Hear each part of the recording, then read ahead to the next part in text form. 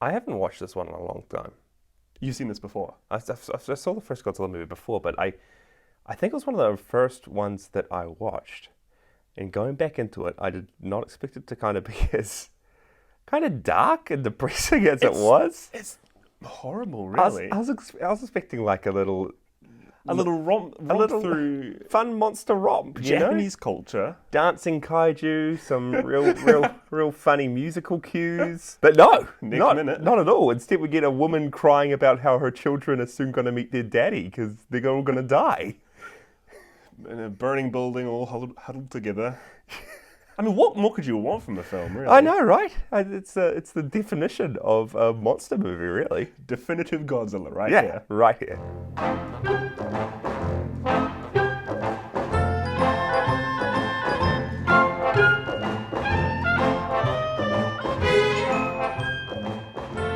Well, welcome, guys, to the first official episode of Podzilla. Yeah, we're doing this. And this episode, we're going to be tackling the original Godzilla movie, made in 1954 and directed by Ishiro Honda.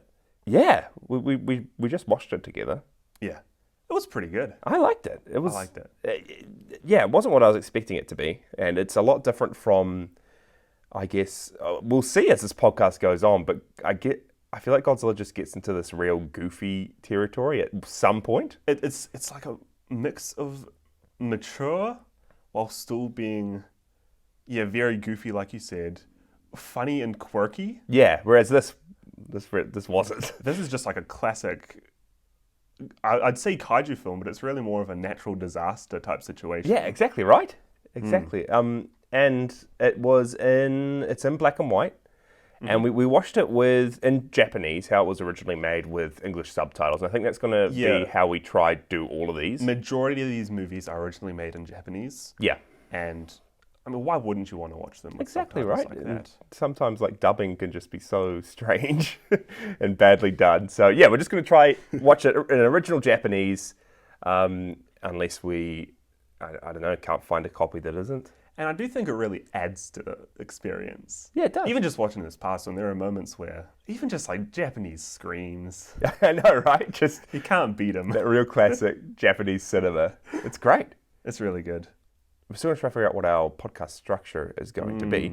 But we're thinking, why don't every episode, Micah, why don't you give us a rundown of what happened in the movie? A little condensed. What was the storyline? Who were the major players? Yeah, I'm curious at how all the future movies are going to kind of measure up to this one in terms of, because you have the same formula most of the time. Yeah. And it's going to be a little bit different as it goes on. Yeah. But basically what happens in this one, Godzilla 1954, we start off near a place called Odo Island. And from memory, from a few hours ago watching it, what happens is that we start off with these fishing boats and just boats on the open ocean, and they suddenly get attacked by what seems just like an explosion in the water. You just see like light coming up from the ocean, right? And everybody's screaming at it, and nobody knows what's happening, and the boat's sinking suddenly. So we assume it's serious. And basically the survivors wash up to the shore, and from their recounts, they tell everybody that there was something. I don't think they even saw it. Nah. But all the news people and all the officials get onto it, and word gets out, and natives of Odo Island, from hearing these stories, and after seeing all their fish supply in the ocean disappearing, they assume that it's a mythical legend called Godzilla that's come to attack the people. Is it because they did something? Or like they... I don't know, because I didn't realize that this was actually like... I just assumed that the first movie would be like people discovering Godzilla. Yeah, no, this almost feels like it could be a sequel, Yeah. or there could be a prequel to it. Yeah, exactly. They talk about how in the past there was a legend of a beast in the water, and they had to send out a sacrificial girl to... a young woman to fend him off and keep him at bay. It said young women out into the water and do a dance, like an exorcism, did they call it? They called it an exorcism of exorcism. Godzilla. So fun times on Odo Island. Yeah. And later that day, I believe, a storm occurs on the island. And again, we don't really see anything, but a bunch of people, I think it was 9 people, die due to this horrific storm. And there are sightings of a giant monster. They say and insist it's a living creature. And later on, we go to a big court scene. And this movie has a lot of court scenes. Yeah, and I found it was quite different to movies nowadays in the fact that scenes happen like really quickly and switch from place to place. Like it's like a self-contained 3-minute scene. Mm-hmm. And cuts 3 minutes, completely unconnected almost. 3 minutes, 3 minutes, 3 minutes. And it's like all these... It jumps all over the place, but it doesn't feel rushed or weird in a way. Totally. I quite like it. So basically there's this dude called Kyohei Yamane, as we know him, Yamane. Mm-hmm. And he's a paleontologist, and he gives a big talk about how he does believe this creature is Godzilla.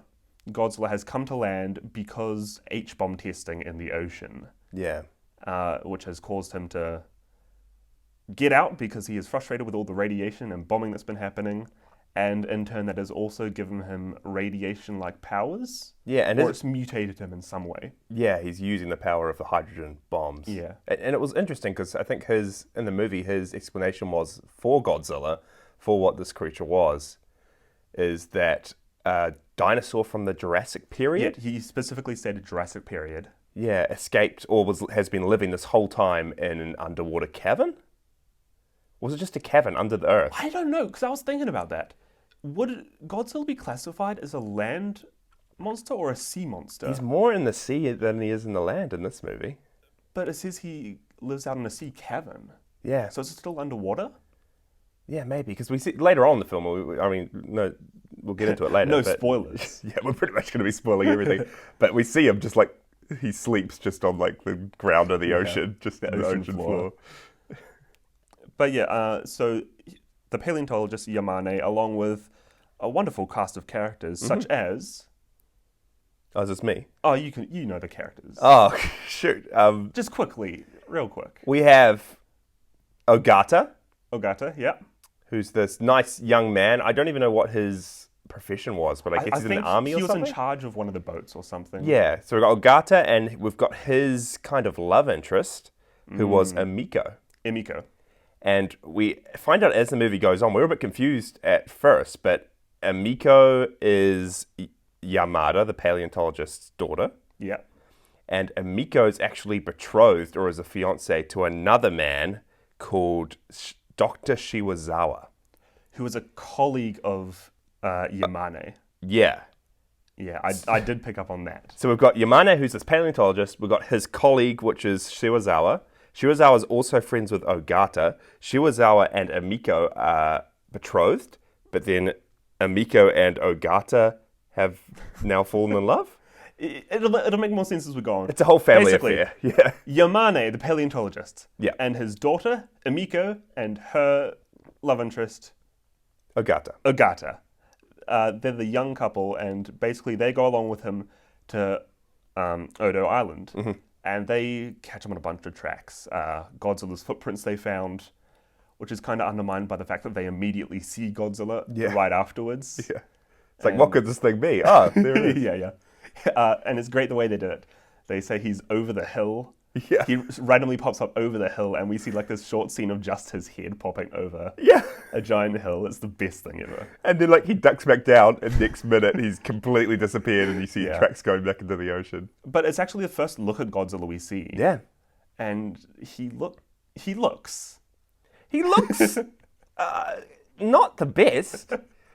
Like for the first look at Godzilla, it's interesting because it doesn't look like a lot of the other, and I know why it is. I'll talk about it later, but it doesn't. A lot of the other scenes that we see of Godzilla when he's like on a rampage or walking around, his face looks very different to this first face that we see. It looks kind of like animatronic, or he's almost got like googly eyes as well. Yeah, it just looks bad. The first appearance of Godzilla is just bad. It looks demented in some way, and just like. It looks like he has a bit of a rash or a couple growths. Exactly. Something. He survived through some hydrogen bomb. There we go. Yeah. Mutations. Yeah. That's what we'll call it. And in this appearance, Godzilla doesn't do anything on that island. He immediately goes back away. But it leads to basically the story splits, and we're kind of... One side is following Godzilla and what he eventually does. The army starts bombing him with... what's it called? I don't know, just like depth charges, they called they it. said depth charge. It was pretty much they were like shooting bombs into the sky, which then fell into the ocean. And exploded in the ocean. Yeah, Because that is fun, and you Yeah. should do that with a giant monster. exactly. They set up these like giant, in like the space of like a couple days, they set up like giant 30-meter tall, 50,000 volt electric fences to try stop him. Yeah, let's put these electric fences all around the coast, and it's just massive. And like 1 second it's not there, next second it's It literally completely. happens in the shortest amount of time. They're completely set up for this huge attack. Oh And it does nothing to him. He no! just runs through him. And on the other side of the story, we kind of follow the paleontologist Yamane and his struggle with what's happening to Godzilla, because the army's trying to kill him, and Yamane, if Godzilla's the last of his species, humanity kind of attacked Godzilla. I believe it's a him in this movie. Yeah, I think so. That we may change that later on. But basically, if humanity attacked him with the H-bombs, Godzilla's only retaliating. We shouldn't really be trying to kill him. We should be trying to learn and study him. Exactly, and he's a paleontologist. He's a scientist. He Yeah. just wants. This isn't like massive scientific discovery. A dinosaur's still around. Yeah.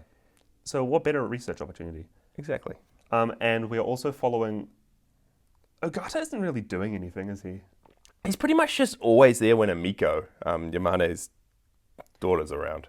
I think he's like the nowadays equivalent, the olden day equivalent of kind of like the handsome man in the movie. Yeah, but it seems like he's also like, you're right, but it seems like he's also like the team lead or has some sort of authority, because he's just like, he's Yeah. the one who's pulling all the strings and like, We see him make one proper decision in the movie. yeah.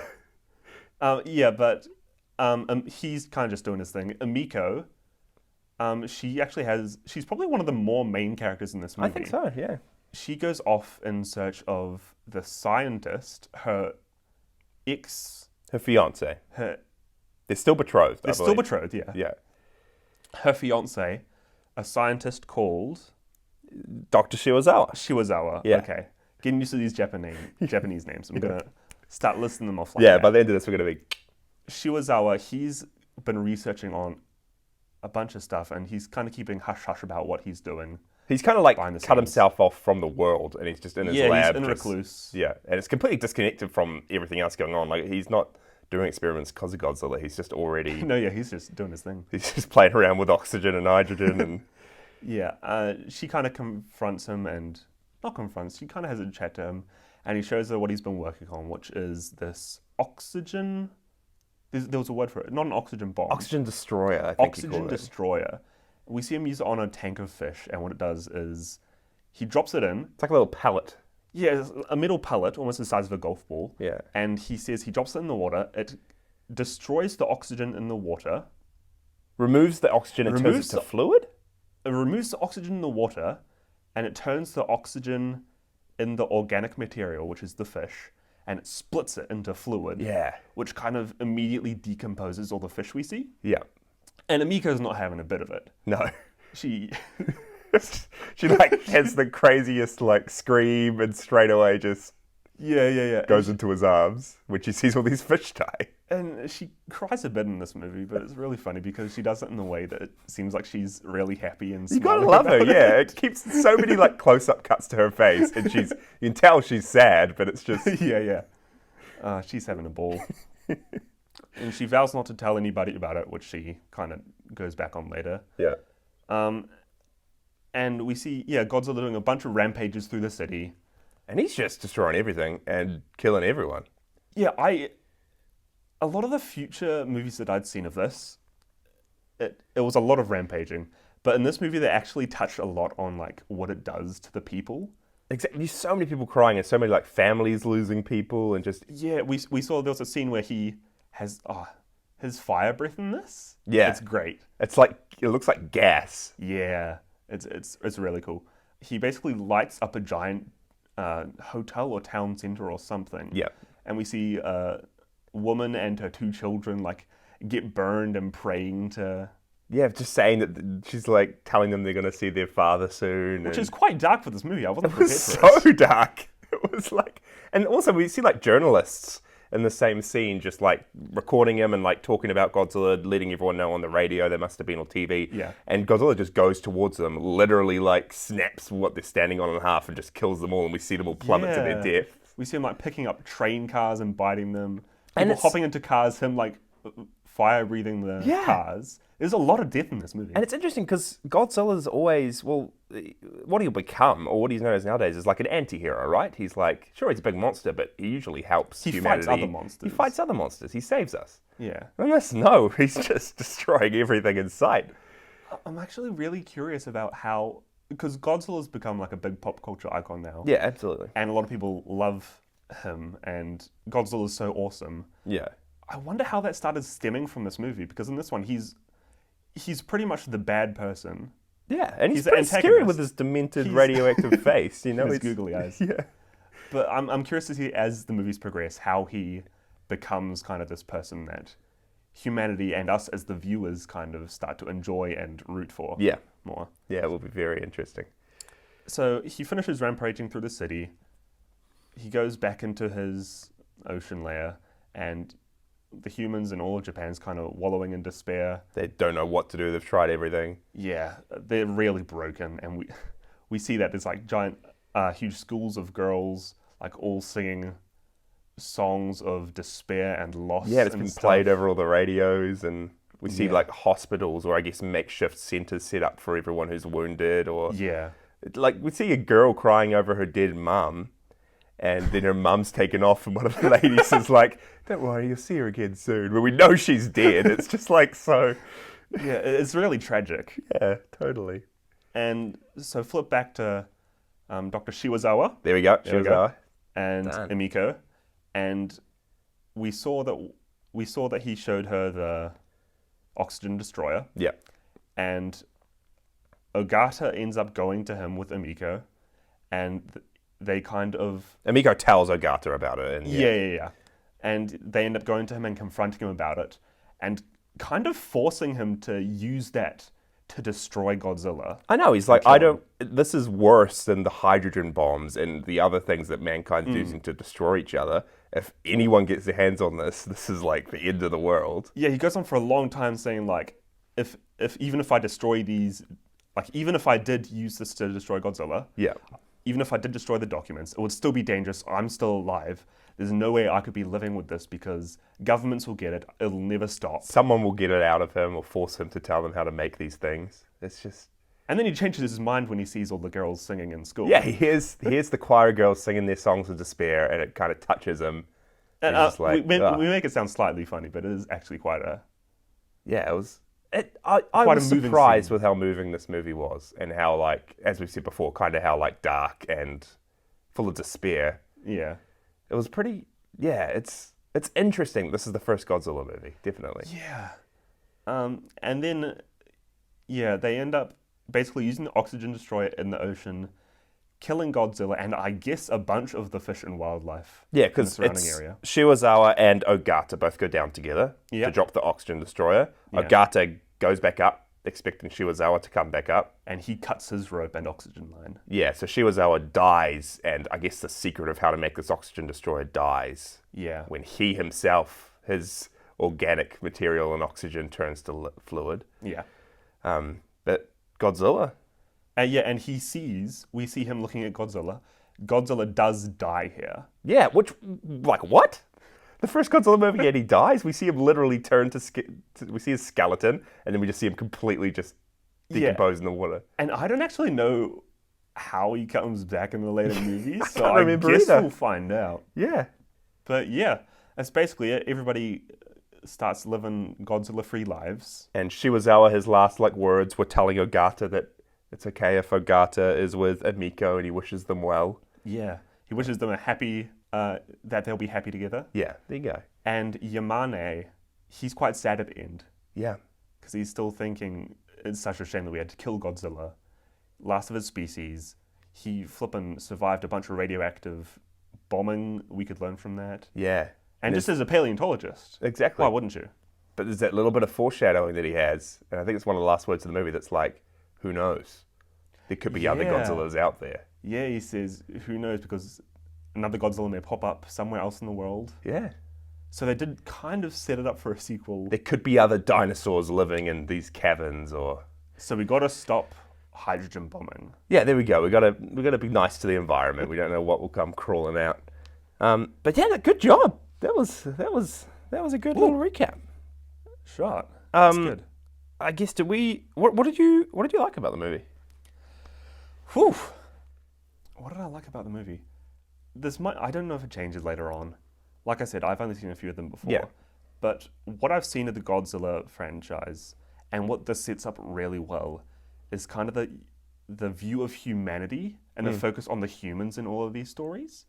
Because I don't think in any of the ones I've seen before, and I didn't even know which ones I have seen before, but none of the humans have been memorable. And I know that's everyone's like criticism with Godzilla. Even the newer ones, everyone's like, "Hey, monster battles are good." But no, you don't care about any of the other humans stuff. are lame. Yeah, why do we need to? But even just looking at this as a individual movie, it really, I'm impressed at how it kind of shows humanity's perspective towards this whole situation. And even if we don't get to know the characters that well, even if there isn't a bunch of character development, they're still an integral part of the story, and probably more of a focus on them than there is on Godzilla. Yeah, Godzilla's just kind of this massive, unstoppable force that they're trying to counter. Yeah, and he almost doesn't seem like a character, right? He just seems he's like not a character. And I said this to Jason before. It almost seems more like a natural disaster movie. Yeah. Where something bad's happening in the background, and it kind of forces humanity to come together and band together in support of fighting this thing. Yeah. And that was really cool. I mean, Godzilla was cool. Yeah. But as a first entry to this kind of franchise, I think that's going to leave a mark on me. Yeah. At least for this first movie. That's cool. And these characters, you're completely right. These characters are kind of, they're unforgettable in a way that a lot of the other ones I've seen are. Like, Dr. Shiwazawa has an eye patch. He's got an eye patch. He's got his like, oh, I need to die with my work attitude. Like it's cool. And you mentioned before, it's iconic. You started watching the movie, and you were saying, I really don't remember any of this. Well, he's the only part I remembered. I knew there was a guy with an eye patch. You specifically said you only remember there was somebody with an eye patch. And we saw him, and he's like, there he is. There's the dude. The man himself. Yeah. I mean, what did you like about it? I'm with you. I really like the human characters in this one. I also, as we've said before, I just really liked how hard it hit. It just hits you out of left field sometimes with these like emotional scenes, or these scenes that actually were dark and hard hitting that I didn't expect to see or feel. Yeah. And yeah, it's really, I don't know. I don't know if I've seen like a kaiju movie like this before. That's even like going back to the newer Godzillas and stuff. They just don't do it. They do it all. It's all spectacle nowadays, which is cool in its own right. Yeah, there's more of a focus on the monsters. Yeah. Whereas this one, it literally starts off with a boat of people. They're all singing and doing their thing, playing like guitars and stuff on a ship, and they all die. Yeah, exactly. It's the first thing we see. So right off the gate. Yeah, there's just you just know that there's consequences, and you know that it's like I don't know. It's a very real threat. It's a very real threat. So I like that. I also I liked Godzilla. It was it was real cool how they did a lot of the scenes, because I think a lot of the destruction was done by miniatures. Yeah, it was real cool to see how they did it. Yeah, so it was, and I mean Godzilla in this was a guy in a costume. Well, majority of the time he was. I'll go into that a bit. I've read up a bit about it, but yeah, it was just real cool. And I know, especially for something in like the 1950s. Yes, this movie was made in 1954. The special effects were impressive. It was pretty good. Yeah, Yeah. like it was great. Like, I was thinking about some of the scenes.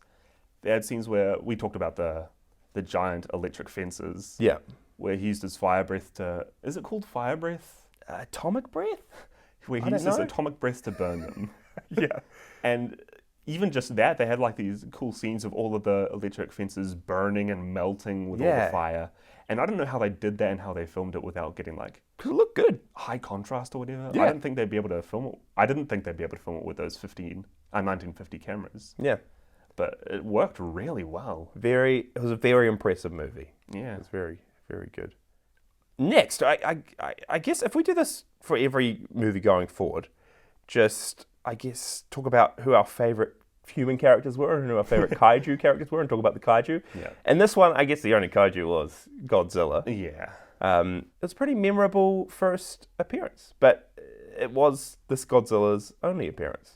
Yeah. This character is not the same as the other Godzillas in the other movies. He died. Unless there is a movie that's a prequel. I don't think there is. There might be. I don't know. I kind of hope there is. It'll be cool.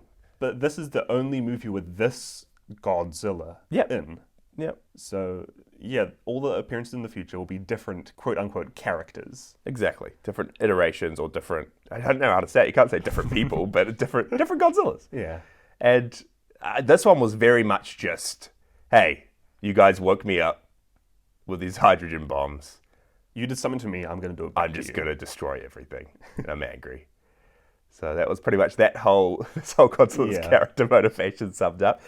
But yeah, I mean, we've talked about the human characters already. I really liked them. My favorite was probably old Yamane, the paleontologist. Oh, really? Yeah, I liked him. I just liked his attitude of, hey, no one is actually thinking about what this means, that the dinosaur's still around. We should actually try to learn something from it. Nobody was listening to him. Yeah, no one was listening to him. So it was pretty cool that we just had this character with these conflicts going on throughout the whole movie. Who was your favorite? It'd be a toss-up between Omiko and Shiwazawa. Yeah. Because I did like him. He was real cool. He was cool. And he wasn't in it much either. No, all up, he has probably the smallest main character role. Yeah. If he is a main character. Actually, no, I'd say he's my favorite simply because the fact that he was standing up so much for what he thought was right. And I know that sounds very cliche, but even with the threat of Godzilla, he is thinking, and he changes his mind, but he is thinking about the wider world and the implications. He doesn't want this oxygen destroyer of his to get into the wrong hands. And that conflict made sense, like, to me, the way he was talking about it and the way he was struggling with it. It made perfect sense. And that's something I really liked about this movie as a whole also, is that a lot of movies nowadays, there are slight, almost plot holes in them. Yeah. The way the characters think and act don't really... They contradict themselves Like, there are other easier options. But in this one, it made it very real in the fact that all the characters and all the humans acted very humanly. Yeah. Which I really liked that. Yeah. And his eye patch. Yeah, there you go. Classic. Could go for a classic Shiwazawa cosplay sometime. There you go. Eye patch. White lab coat. Eye patch in a underwater diving tank. Yeah, and you hold the oxygen destroyer. Yeah. It could work so well. Good. So you didn't like Ogata? I liked him, but it didn't seem like he was... I'm with you. He was kind of just always there, and he was just... Everyone else kind of had personality. Yeah, he was kind of just the poster boy. Yeah, exactly. And it's going to be interesting because the actor of him, Akira Takarada, he comes back. He's in a lot. He's not playing the same character, but he's playing a lot of the main characters throughout the series. So it's going to be interesting to see if he can get above that token male status. And it's not... Wait, so it's not recurring... It's not the character coming back? I don't think so, but I might be wrong. I hope if he does, they'll actually give him, like, a bit of character. A bit more, drive. Because this one was very stoic. Yeah, absolutely. Yeah. I have gone and grabbed some facts from all over the place. Good old Wikipedia and IMDb. Oh. Trivia and all that? Yeah, a bit of trivia about this movie, about how it was made. I thought we could do this for each of the movies we touch on. First off, though, I just wanted to say that this is the first movie, not only in the Godzilla franchise, but in the Showa era of Toho Productions. Toho is the production company that made Godzilla. Were there any... Do you know if there were any Toho movies before this? I think there was. Yeah, I'm not too sure, but I think that there was. And I think there's... I mean, this is called the Showa era because of... It refers to the Japanese emperor of the time. Oh, so it's quite literal. So it's literal, hey, in Japan, this is the Showa era, so these are the movies made within this era. That's cool. It makes sense. Yeah, it does make sense. And it's not something I realized before. I just thought it was a crazy, like, Godzilla term that meant something. But yeah, Showa era, and then later on we'll get into the Heisei and the Reiwa era. And those emperors as well? Yeah, the emperors as well. So it's Showa, Heisei, Millennium, which isn't an emperor, but then Reiwa. Okay. So it's going to be interesting to touch on those as we go along. It's interesting because something I was reading about the first, when people were coming up with the ideas of this first Godzilla movie, they just knew that they wanted to make a monster movie. Right. And everything kind of, I guess, got a lot more fleshed out from them. They then decided that they wanted to, from a monster movie, they also wanted the monster to symbolize the nuclear holocaust from Japan's perspective. Okay, that makes a lot of sense. And that's why I guess it makes a lot more sense when you realize that, right? They wanted Godzilla to be this metaphor for nuclear weapons or what they do to the country. That's quite cool because it's almost as if then the movie's not... It's like they didn't build the story up from there's a giant creature, Godzilla. Yeah. It's almost like an underlying... We just want this threat. Yeah. And that you feel that, right? Because I mean, absolutely. before they decided on a dinosaur, they wanted it to be an octopus, or they went through a few ideas for things. Godzilla was originally, I mean, the name Godzilla or Gojira means gorilla and whale, and they wanted it to kind of look like really? a whale or a gorilla. So it's just kind of this, they wanted a threat to just be this massive nuclear type threat. Right. And they decided upon Godzilla, That's which cool. It works really well. it works well, and you can tell. I mean, you can feel like the destruction, and it's quite powerful. Like it's really powerful. yeah. Another thing, the interesting thing that I read up about was the Godzilla suit in this one. Yeah, because Godzilla, at least for his first quite a few appearances, it's a person in a suit. Yeah. Well, And- most of the time, which was interesting because I thought it's all of the time. But Yeah. for this movie in particular, they constructed a Godzilla suit Right. made out of bamboo sticks to make a frame, and then it added metal mesh and things like that, molten rubber. And then they additionally created a smaller scale mechanical hand-operated puppet Oh! that sprays steams of mist from its mouth and is used in all the close-up shots. That's really cool. So they would use that for all the scenes where he's using his atomic breath. Yeah, and that first scene, I think, when we see him like put his head up over the hill, that's why it looks so strange, is because it is not this rubber suit.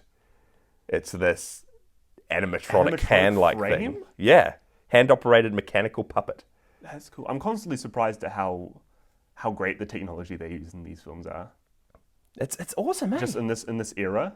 Like- I always, like we were saying something about helicopters in the first part. Yeah, they use like majority of the destruction scenes in it. You see the aftermath, all the buildings on fire, all the helicopters like crash into the ground. All the tanks and stuff. It's all just like miniature sets, and it's Yeah. all like, I guess it's still practical. It's not all CGI. It's practical. It works really well. Yeah, I almost prefer it to CGI nowadays. I do too. I mean, sure, you can tell sometimes it's miniatures, but it just, I guess you get the scale a lot more. Yeah. It doesn't detract Because from like it. that thing's actually on fire. It's not. Yeah. It's not just added in post. You can tell.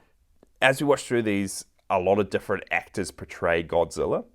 So Right. we'll be able to see, and we'll keep track of who did these performances as we go along. So Godzilla almost has different personalities you can see throughout the movies. in Through terms of, like, who's body acting as them. Yeah, exactly. So this one was, two Godzilla actors were in this first Godzilla movie. Okay. Haruo Nakajima and Katsumi Tezuka. So Nakajima and Tezuka. Tezuka. Yeah. And they were chosen to perform in it because of their strength and endurance. At the costume fitting, however, Nakajima fell down while inside the suit due to the heavy latex and inflexible materials used to create it.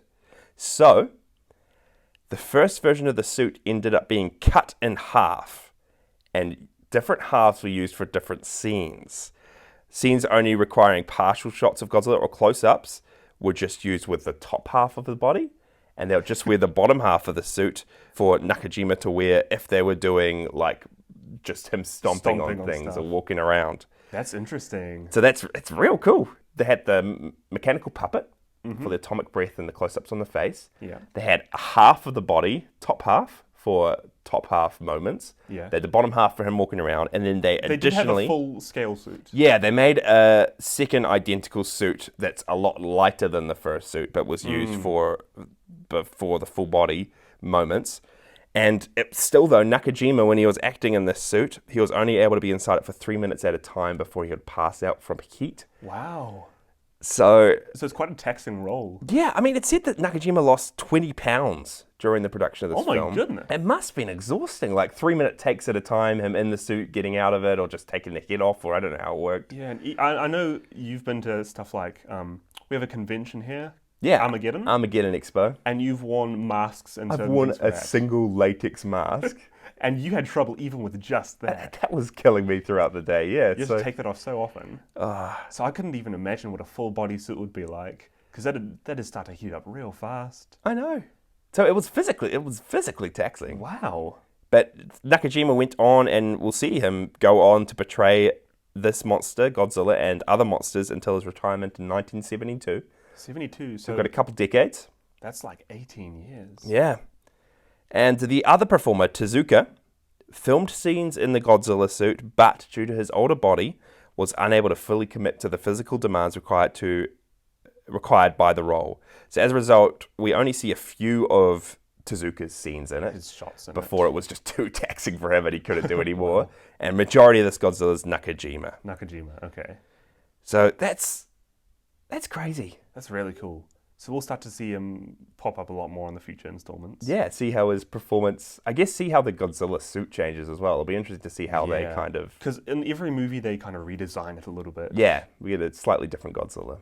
So I guess we can also talk about the slight changes that happen every movie. Yeah, and it'd be cool to keep track of the changes, who was acting at it, and which Godzilla this was. Because, again, going forward, there'll be different Godzillas in this first one. We need to create like some sort of Godzilla timeline. Because I know like there's a movie Son of Godzilla that comes up in the future. So there's obviously some like family tree there that happens. This Godzilla creature has a son.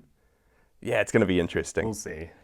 Last little fact I found about this movie was that they tried so many different things to be able to make the iconic Godzilla roar. Yeah, because we heard it when we first saw him hop up over the hill. Yeah. And we heard it once at the end. When he's like walking away? 2 times. Yeah. No, he comes out of the water before he dies. Oh, that's right, and he does a final one. And he looks at everybody and does a final scream. Yeah. But it's a really iconic, cool scream. I know, it's like everyone will know the Godzilla scream, I reckon. Yeah. Everyone will know they've what kept it sound is. consistent through to the modern movies. Yeah, which is real cool. They kept it the same. Apparently, yeah, they tried heaps of different animals, but ended up just using a leather glove. And wait, are you serious? It's not even an actual animal? No, it's a leather glove that they rub through loosened lower strings on a contrabass. Oh. What's a contrabass? I didn't even... A I'm guessing contraband it's bass? some kind of bass that's been Let me part search of contraband. it up. Yeah. Contrabass. I'm a bass player. I should learn the contrabass. There you go. I should try recreate his... You play the contrabass with a leather glove. Okay, so it's almost basically like a double bass, a cello. Oh, yeah. So it's upright. One of your iconic, like, orchestra instruments. Orchestral pieces. So they're rubbing a loose string with a rubber glove, and then they're just altering the pitch and speed until they create this roar. I'm sure there'll be a video somewhere. Yeah, it'll be cool to check out. Yeah. Have a look at that. Yeah, I think that's all the segments that we... Loose segments. Yeah, these loose segments will kind of be how we'll try and do it for the start at least. Yeah. So we'll do our little recap that Micah will sort out. We'll share some highlights or a bit about the movie, what we liked about it, and we'll touch on the humans and the kaiju characters. I'll throw a few facts your way, and then we will end on our overall thought and rating. Yeah, because I'm curious to see how you would... Are we gonna rate it kind of in its own Godzilla bubble or as a movie in itself? I do not know. Oh, that's a good... I think we should do it in its Godzilla bubble. Yeah. If we're recommending it to you guys, listeners, Yeah. this might be a good indication of how much we'd recommend you watch this movie. Yeah. There might be some dumb Godzilla movies down the road Yeah. that you might not need to see as much. No. But try get a good grasp on what the significant ones to watch are if you're really invested in the story. Yeah, totally. That's a good way to do it. So how many oxygen destroyers out of 5 would you give this movie? Oxygen Destroyers. I do think it's a great starting point for the Godzilla I think franchise. so as well. It sets it up really nice. And it's very, very unique. Like, I haven't seen anything else quite like this, I don't think. Even, because what other kind of, not kaiju, but like giant monster movies have you seen before? I've seen random ones, like Tarantula with a giant spider, and them with the giant ants, and... Giant ants. I've seen a few crazy... I guess even like... What's the one? Journey to the Center of the Earth had some crazy stuff in it. Did it? Yeah. Well, someone's like the giant plant, Seymour. Little Shop of Horrors. That counts. That was a great scene. It's a monster movie. But yeah, comparing to those, this one is real special. Yeah. Even already you can tell there's something about it. And I'm not just saying that because we're doing a Godzilla podcast. Yeah, exactly. No, I'd personally recommend everyone check this out. Yeah, this is a great starting point. Yeah. and it sets everything up so well. It might be a little hard to get into as well, just because of the foreign language and the black and white. Yeah, but if you haven't seen many kind of foreign movies before, or just aren't a fan of the older movies, this might be a little bit jarring. Yeah. Especially if you're coming back and seeing like all of the practical Godzilla suits and all that. Exactly. But I'd recommend you push through. Yeah. I will also say, just remembering here, the Japanese culture in this movie, really cool. Yeah. I love seeing, because I've been to a couple countries before, and just Did you do Japanese at school? I learned it for like a year or a bit. It was really cool, and seeing this, like I recognize some of the words and stuff. It's really cool just seeing Japan in itself. That's awesome. Kind of being highlighted in the movie. I mean, it was kind of more of a character than Godzilla was this time around, right? Pretty much, yeah. But yeah, overall rating, I would give it, let me think here. I would say I would rate it higher, but I know down the road that other monsters along with Godzilla become more of a focal point. Yeah, totally. Just because this only has Godzilla in, and Godzilla isn't really an anti-hero or doesn't show much. Doesn't have much else. character, Yeah. I'm going to rate it 4 oxygen destroyers out of 5. Exactly what I was going to rate it as well. So we got 4 oxygen destroyers out of 5 for the first Godzilla movie. Let us know what you thought of it. Yeah, I'm real keen to hear what everybody else thinks. Because it'd be cool, if we can kind of get this as like a book club, right? A little film study, film club. It'd be cool. You watch the movie, let us know what you think. We might start up a Discord. Yeah. Just so we can have a chat about things. And let us know as well what you thought of the format or what you think we could do to make this a bit better. Yeah, real keen to hear your guys' thoughts. And just keep improving, keeping on this Podzilla journey. Yeah, exactly. Where can they find us, Jasha? So you guys can find us at Podzilla Pod on Instagram and Twitter. Oh. So give us a look on those. And yeah, we've also got podzillapod@gmail.com if you want to email us. But again, probably just head over to our Discord. That might be the best way to get in touch with us, but we will check everything. We might be able to chat with you guys, have little discussions about the movies when the episodes come out there. Yeah, that'll be awesome. Be real cool. And you can also check out our Letterboxd. Mine is Jasilla on Letterboxd. Oh, gosh. And Micah, I'm guessing, is that Micah guy. So Letterboxd is Letterboxd with a D, no E at the end before the D. It's a kind of a movie review site. We prefer it to IMDb. Yeah, it's a bit more like social based. You can see what everyone else is rating things. But I think I'll be rating all these on there as well. And I'll do it too. You can hassle me until there you go. That's good. Because I'm a notoriously late reviewer. But yeah, you can check out our reviews on there. And you can also have a look at the ones we'll be touching up next at my Godzilla and Friends list. So check those out. There. I think I'm just Micah.